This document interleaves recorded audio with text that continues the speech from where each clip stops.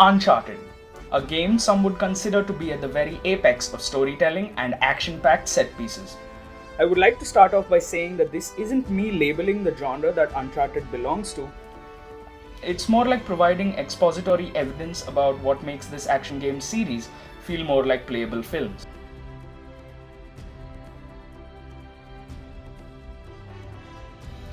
The consistent narrative structure with a small cast of characters and minimalist gameplay establishes a firm hold over what it sets out to do without artificially lengthening parts of the game.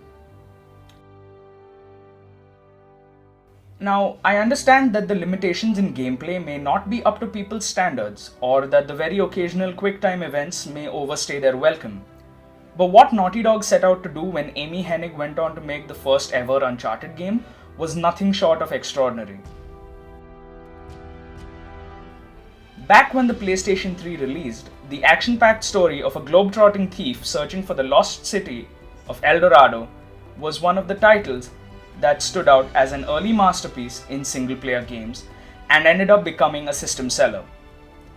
It then went on to spawn 2 sequels on PlayStation 3, one game titled The Golden Abyss on PS Vita, and 2 new games on the next generation PlayStation 4.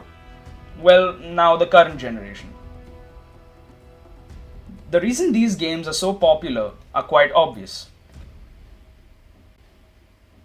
The locations and environments are beautiful and picture perfect. The gunplay is limited yet fun. The stories are well scripted blockbuster summer action film stories, and the payoff is just as good as the journey. The characters are lovable and feel real. This may be because of the amazing and ever so talented cast of actors such as Nolan North, Emily Rose, Richard McGonagall, Troy Baker, Laura Bailey, Claudia Black, and the list goes on and on. Now, this so far has just been about me gushing over how great the series is. However, no game is perfect, and this isn't a perfect series. The first Uncharted feels like an accidental masterpiece, but with the following titles, it's like the writers found their calling and had realized what they had to do to make their games better. The action set pieces and character writing are 2 fundamental parts of storytelling in these games, and I want to reflect on them in this video. Again, the creators wanted to design a game that felt like an action-adventure film, and slowly but steadily they went on getting better. Don't believe me? Ask him. I wanted to create a playable summer blockbuster. We've always rooted it in it's character-driven, story-based, action-adventure shooter.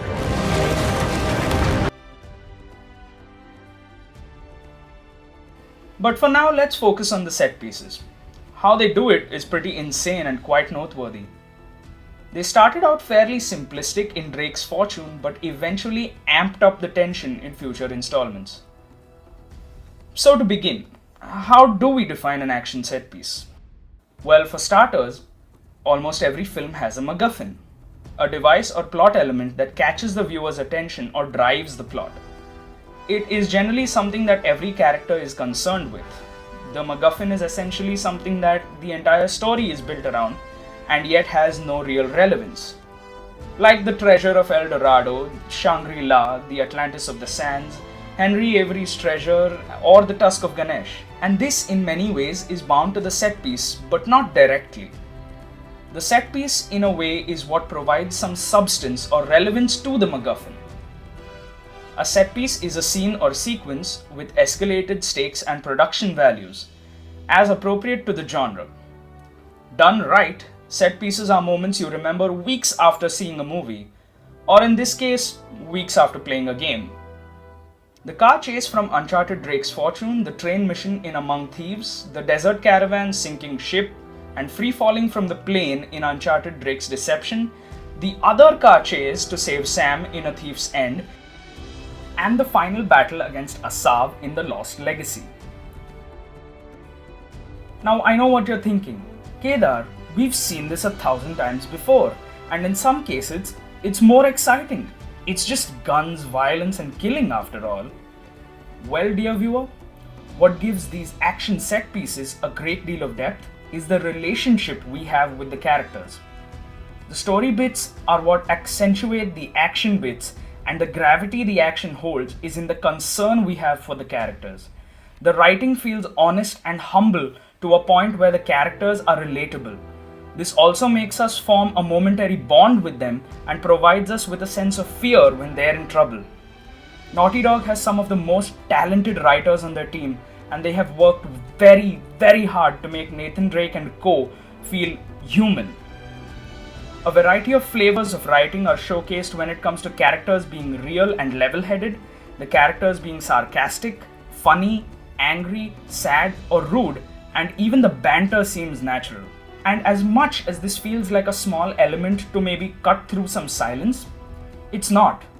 Psychologically, your mind combines all these elements while playing the game, and the complete package is what is so remarkable to experience. There's two moments in particular I'd like to point out in Uncharted 4. The part where Nathan and Elena sit down to eat and they have a very normal conversation about their life. And the bit where Elena finds out about Nate's Malaysia job. Take a look. And done. Okay. Oh. Finish it? Yeah. Oh. You know, it's probably too long and full of typos, but that's what editors are for, right? God, I'm starving. It looks good. Mm-hmm. So, how was your day? What? Got none of that. Oh, sorry. I'm sorry. How was your day? Oh, it was fine. Mm-hmm. Typical day in paradise. Mm-hmm. I got to pull a bunch of garbage out of a river. Yes. At least you got to go for a swim. Did you find any exciting garbage? Oh, it was some brilliant stuff. It was a early 21st century truck we got. Apparently the natives called it a semi. Oh, dear Lord. So, boring stuff. Tell me about the article. Well, it started out as this fluff piece about tourism in Bangkok, but I don't think the magazine is gonna like the angle that I'm taking because everyone immediately commented about how rude the smog was, that it was like shock to the lungs, like the second that you got off the plane. So kind of took this U-turn and became this elegy about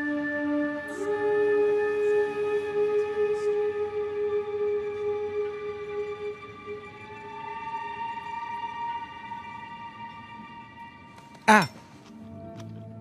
What? Where are you? I'm in here being stabbed with a fork. Oh, really?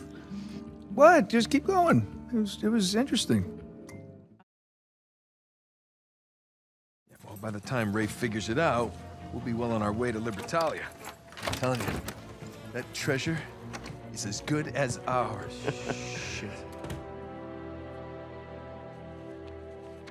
How's the Malaysia job going, Nate? Seems like you're a hair off course. Elaine, it's not what it looks like. Really? Because what it looks like is that you're searching for Henry Avery's buried treasure. And given the shoreline soldiers that are all over town, I'd bet you're not the only ones looking for it. All right, well, I guess it's kind of what it looks like. But I can explain. Look, it's gonna sound crazy. Try me. Well, for starters, this is Sam. Sam Drake. My brother. Hi.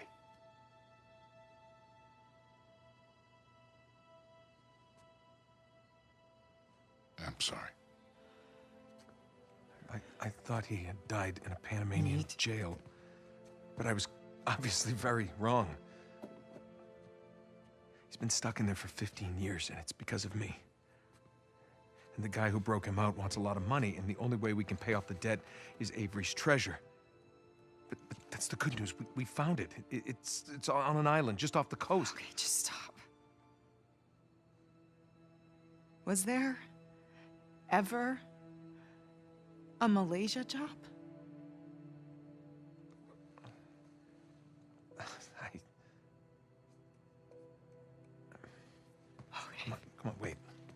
Elena, wait! I don't get you. Look, I wanted to tell you. You know what? Enough. No, I wanted to, but how could I? I don't know. Just say it. I had to protect you. That is bullshit, Nate. You just didn't have the nerve to face me again. I knew you would react like this. How would you react? You lied to me for weeks. If you were killed, I wouldn't have even known about it. And now you have a brother. Who are you? Come on. I'm me. Come on, it's me. It's different this time. Oh my God. I have to save him. I don't even care about the treasure. The look on your face when you walked into this room. If you're done lying to me, then you should stop lying to yourself. I got a plane to catch. You do what you have to do.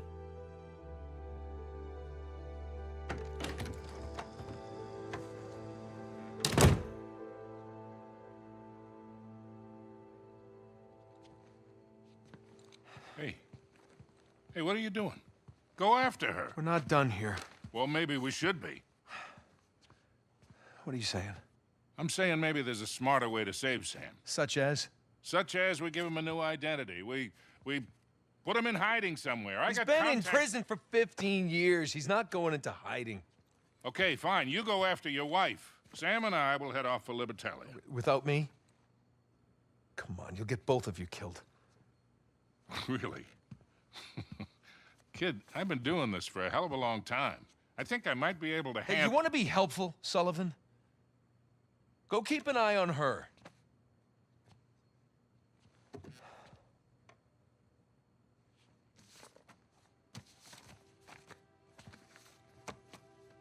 Whatever you say.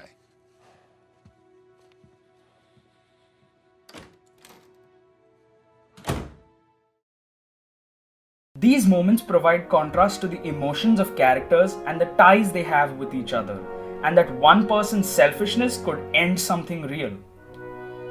I may be reading too much into it, but the fact that no game ever has made me do that says a lot. It's these moments that make us care for Nate and company, Chloe and Nadine. It's their ideology of what is right and wrong that we can relate to. It's their motivation to seek adventure that makes us fall in love with these games and gives the action and carnage some purpose. What I'm trying to say is yes, Naughty Dog did manage to make a phenomenal series that feel like action summer blockbusters, but personally I think they've achieved a lot more than the average filmmaker when it comes to character writing, cinematics and scripting for the entire story. I have cherished the series and the characters and keep going back to it, quite often sometimes just for the hooker and church joke. I'm sweating like a hooker in church. You brought a hooker to church? Why not? So Naughty Dog, thank you. Thank you for making these games show excellence in simplicity and unparalleled characterization of people who feel real. Thank you for giving every person out there a reason to pick up a journal and write what they wish to find, whether it's within themselves or in the real world. And thank you for providing me with an experience I will never forget. And to you, the viewer, thanks for watching.